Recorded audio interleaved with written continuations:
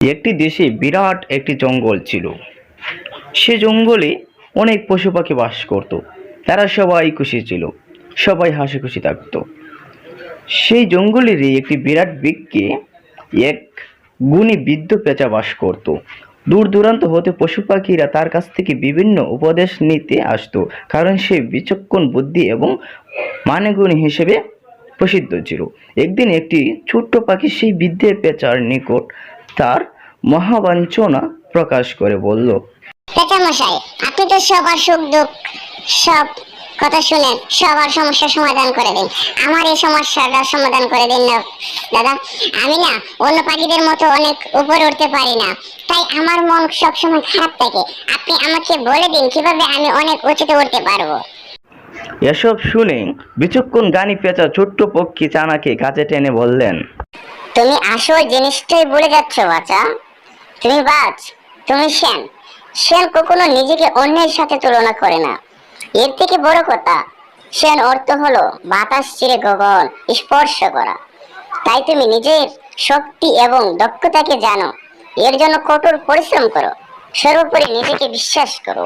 দেখবে তুমি একদিন আকাশের অনেক উপরে উঠছো। এসব কথা শুনে ছোট্ট পক্ষীটি অনেক খুশি হয়ে চলে আসলো।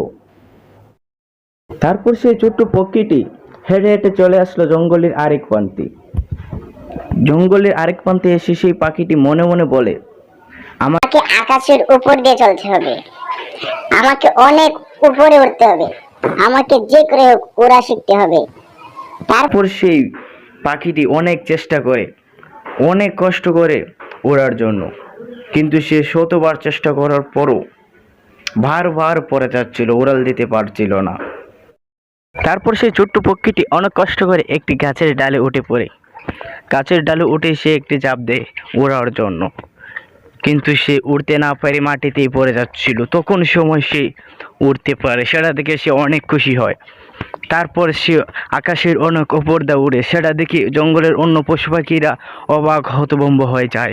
সবাই তাকে বাহবা করে, সে অনেক খুশি হয়। তারপর চলে যায় বৃদ্ধ পেঁচাটির কাছে। তারপর সেই ছোট্ট ছানাটি চলে আসে বৃদ্ধ পেঁচাটির কাছে। বৃদ্ধ পেঁচাটির কাছে এসে বলে, তোমাকে অনেক অনেক ধন্যবাদ দাদা।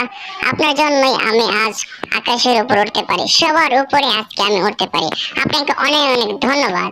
তারপর সেই বৃদ্ধ পায়রাটি বলে, শ্যাম, তুমি এসব কি বলছো? আমার জন্য আকাশে উঠতে পারছো মানে? আমার জন্য না, আমি তোমাকে বলেছি মাত্র।